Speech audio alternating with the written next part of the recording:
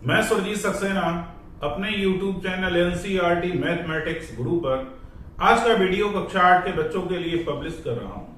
आज मैं आपको पढ़ा रहा हूं चतुर्भुज की रचनाएं। अभ्यास शुरू करने से पहले कुछ ना कुछ बेहद जरूरी चीजें हैं, वो आज आपके लिए बताई जाएंगी। हो सकता है आज के वीडियो में हम अभ्यास शुरू भी ना कर पाए, क्योंकि बताने के लिए बहुत कुछ है। चतुर्भुज वैसे तो आपने आयत देखा होगा, वर्ग देखा होगा, समलंब भी सुना होगा, समांतर चतुर्भुज भी सुना होगा, सम चतुर्भुज होता है, उत्तल चतुर्भुज होता है, अवतल चतुर्भुज होता है। इतने नाम चतुर्भुज के होते हैं, और जब नाम अलग है तो कुछ ना कुछ होगा भी अलग। सबसे पहले तो आप ये जान लीजिए, चतुर्भुज, चतुर माने होता है चार, अब भुज माने होता है भुजाएं। चार भुजाओं से बनी आकृति चतुर्भुज कहलाती है, चाहे जैसी हो। और चतुर्भुज में और होता क्या क्या है, एक चित्र आपके सामने बना है। मैं आपको सारी बातें डिटेल से समझा रहा हूं, आप समझने की कोशिश कीजिए। इकाई 10 चतुर्भुज के लिए बता ही दिया कि चार भुजाओं से बनी आकृति चतुर्भुज कहलाती है। और जब ऐसा एक चौकोर निशान बना देते हैं तो इसे भी हम पढ़ते हैं चतुर्भुज। इस तरीके से यदि अगर कहीं निशान ऐसा बना हुआ है तो इस निशान को हम पढ़ेंगे चतुर्भुज। कैसी भी चार लाइनें आप खींच लें, ABCD एक चतुर्भुज है। आपने ऐसे खींचा, ऐसे खींचा, ऐसे खींचा, ऐसे खींचा, ये भी एक चतुर्भुज है। चार भुजाएं आप चाहे जैसे जोड़ दें वो सब चतुर्भुज हो जाएंगे। इस चतुर्भुज में है क्या, अब आप जब चतुर्भुज पढ़ेंगे तो रचनाएं करेंगे। रचनाओं में आपसे कहेगा विकर्ण दिया है, संलग्न भुजाएं दी हैं, कोण दिया है, शीर्ष दिया है, तो आप नाम समझ लीजिए हैं क्या क्या। सबसे पहली चीज शीर्ष। शीर्ष का मतलब कोना। तो 1 2 3 4 शीर्ष कितने हैं, 4 शीर्ष। और 4 शीर्षों के नाम क्या है, A, B, C और D। फिर आती है भुजा की बात। A से बीच की दूरी है, यहां से यहां तक की, ये एक भुजा है, इसका नाम है AB। ये एक भुजा है, इसका नाम है BC। ये एक भुजा है, इसका नाम है CD। ये एक भुजा है, इसका नाम है DA। अब पलट के जरा दूसरी बात पे आ जाइए। हम इसे चाहें तो BA भी कह सकते हैं, इसे चाहें तो CB भी कह सकते हैं, इसे चाहें तो DC भी कह सकते हैं, इसे चाहें तो AD भी कह सकते हैं। AB या BA कुछ भी लिख सकते हैं, लेकिन AB थोड़ा बोलने में ठीक लगता है, क्योंकि अल्फाबेट में पहला अक्षर A है, दूसरा B है। A से B की तरफ बोलते हैं, ठीक। तो भुजाएं आपकी कितनी हैं, चतुर्भुज है इसलिए भुजाएं भी 4 भुजाएं हैं। और 4 भुजाओं के नाम कौन कौन से हैं, AB, BC, CD, DA। फिर आता है संलग्न भुजाएं। अब ये समझने वाली बात है, संलग्न भुजाएं क्या है। शीर्ष A है, एक ही शीर्ष से जुड़ी हुई भुजाएं संलग्न भुजाएं होती हैं। एक ही शीर्ष से जुड़ी हुई भुजाएं। अब भाई संलग्न भुजाएं कौन सी हो गई, शीर्ष A है, AB, AD। संलग्न भुजाएं कौन सी हैं, AB व AD। दूसरी भुजा संलग्न C से CD, CB, CD व CB। B से BA, BC, BA व BC। हर शीर्ष से 2 संलग्न भुजाएं चतुर्भुज में होती हैं, शीर्ष चाहे जो हो। फिर बात करते हैं कोण की। तो 4 कोण होते हैं। और चारों कोण कौन कौन से हैं, कोण A, कोण B, कोण C, कोण D। कोण A, कोण B, कोण C, कोण D। इन चारों को जोड़ेंगे तो हमेशा होगा 360 अंश। किसी भी चतुर्भुज के चारों कोणों का योगफल 360 अंश होता है। 5वें पॉइंट पर हम आपको बता रहे हैं सम्मुख कोण। तो सम्मुख का पहले मतलब समझ लो। सम्मुख का मतलब होता है मुंह सामने।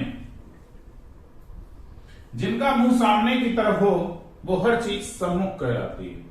अब देखिए ए के सामने कौन सा है, सी। कोण ए व कोण सी सम्मुख कोण है। तथा बी के सामने कौन सा है, डी। कोण बी व कोण डी, दो सम्मुख कोण हो गए। फिर आता है सम्मुख भुजाएं। अब अंदाज लगाइए ए बी है तो ए बी के सामने की तो भुजा संलग्न होगी, तो ये भुजा है। सम्मुख भुजाएं, सम्मुख का मतलब वही है मुंह के सामने। ए बी के सामने कौन सी है, सी डी। और बी सी के सामने कौन सी है, ए डी या डी ए।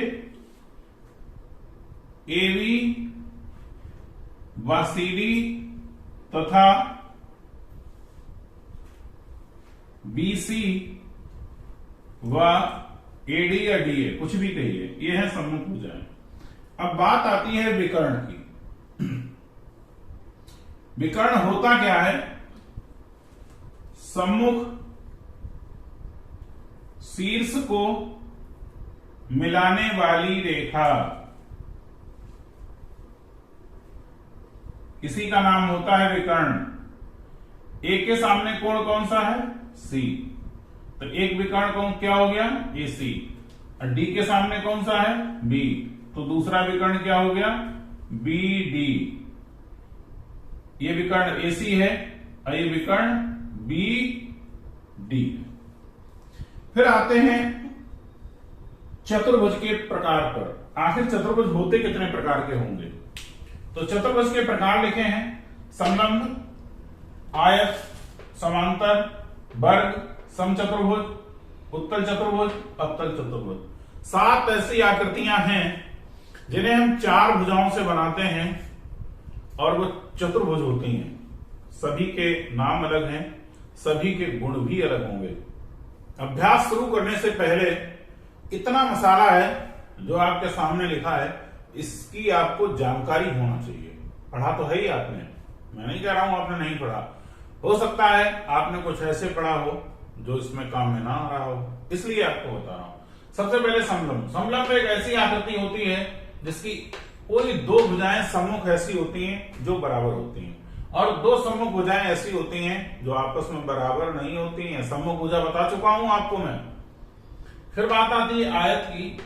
बचपन से पढ़ते चले आए होंगे आप, आयत आयत आयत आयत। आयत में होता क्या है, प्रत्येक अंतःकोण 90 अंश का होता है। ये जो कोण होते हैं, ये आयत बना है आपके सामने, हर कोण 90 अंश का होता है और सम्मुख भुजाएं बराबर होती हैं।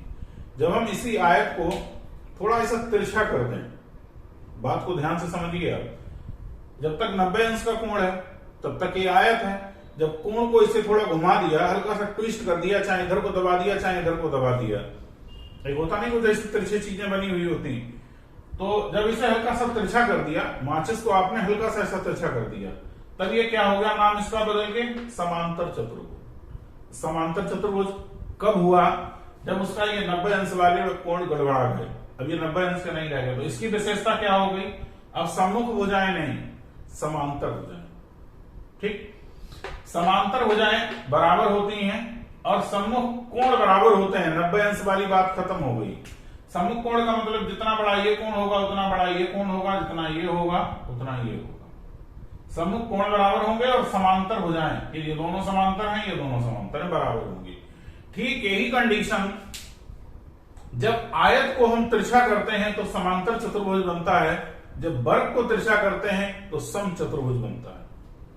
फिर अच्छा, इसकी और एक आयत की विशेषता यह है कि आयत के जो विकर्ण होते हैं वो कैसे होते हैं, बराबर होते हैं।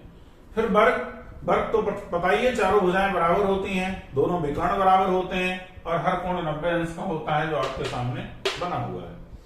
इसमें जब हम इस वर्ग को थोड़ा सा हमने तिरछा कर दिया तो अब ये 2 विकर्ण हो गए, इसका नाम हो गया समचतुर्भुज। X Y Z, W X Y Z समचतुर्भुज है।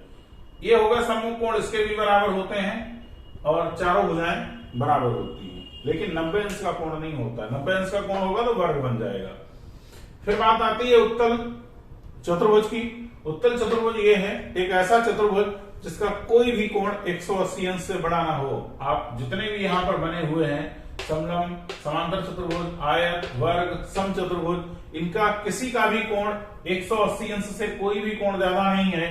ये सारे चतुर्भुज उत्तल चतुर्भुज हैं। अब बात आती है अवतल चतुर्भुज। एक ऐसा चतुर्भुज जिसका कम से कम एक कोण 180 अंश से ज्यादा हो तो उसका नाम होता है अवतल चतुर्भुज। अभ्यास को पढ़ाने से पहले जो बताया और अब जो बता रहा हूं, इतनी चीजें तो आपको पता ही होनी चाहिए किसी भी रचना को करने के लिए।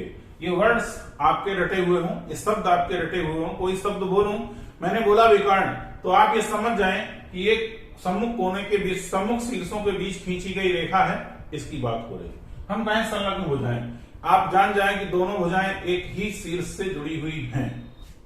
अभ्यास 10 से आपकी किताब के पृष्ठ संख्या 249 पर है पहला प्रश्न। और पहला प्रश्न इस बात पर आधारित है कि अभी तक अभ्यास शुरू करने से पहले जो भी मैंने आपको बताया है वो आपने सीखा कितना, सिर्फ इस बात पर है। आपको सही और गलत बताना है, सत्य और असत्य है लगाना है। जो सत्य होगा उस पर ये निशान लगेगा, असत्य होगा उस पर ये निशान लगेगा। लिखना आपको है। पहली बात, चतुर्भुज में दो विकर्ण होते हैं। भाई विकर्ण तो दो ही होंगे ना, एक इस कोने से एक उस कोने से। ये चतुर्भुज है, एक विकर्ण यहां से खींचा जाएगा, दूसरा यहां से खींचा जाएगा। ये बात सही है। चतुर्भुज की चारों भुजाएं हमेशा बराबर होती हैं, सदैव समान होती हैं, ऐसा नहीं हो सकता है, ये बात गलत है। समलंब में तो ऐसा होता ही नहीं है। चतुर्भुज की सम्मुख भुजाएं सदैव समान होती हैं, ये भी गलत है, इसे तो समलंब ही गलत कर रहा है। वर्ग के चारों अंतःकोण समकोण होते हैं, सही है। आयत वह समांतर चतुर्भुज है जिसको चारों कोण समकोण होते हैं। वर्ग और आयत के हर अंतःकोण 90 अंश का होता है। फिर अगली बात, चतुर्भुज के चारों अंतःकोणों का योगफल 360 अंश होता है, बिल्कुल सही बात। त्रिभुज के तीनों अंतःकोणों का योगफल 180 अंश और चतुर्भुज के चारों अंतःकोणों का योगफल 360 अंश होता है। फिर अगली बात, समांतर चतुर्भुज के विकर्ण समान होते हैं, सही बात है भाई। 8वें विकल्प में चतुर्भुज के दोनों विकर्ण एक दूसरे को समद्विभाजित करते हैं, जरूरी नहीं ऐसा कि ऐसा हो ही जाए, असत्य। पहला प्रश्न आपका कंप्लीट हुआ है। दूसरे प्रश्न में आकृतियां दी हैं चतुर्भुज की, आपको उसमें से किसी में विकर्ण लिखने हैं, किसी में शीर्ष लिखने हैं, किसी में संलग्न भुजाएं लिखनी है। यही चीज आपको लिखनी है। जो प्रश्न हो सके वो कर लीजिए, जो नहीं होंगे वो हम कराएंगे ना आपको। पढ़ाने का तरीका यदि आपको अच्छा लगता हो तो हमारे YouTube चैनल को ज्यादा से ज्यादा फैला दीजिए, हर किसी तक ये सुविधा पहुंचे, हर कोई अच्छे से पढ़ने का आनंद ले। Thank you, all of you. आपके अच्छे जीवन के लिए हमारी तरफ से शुभकामनाएं। Best your luck.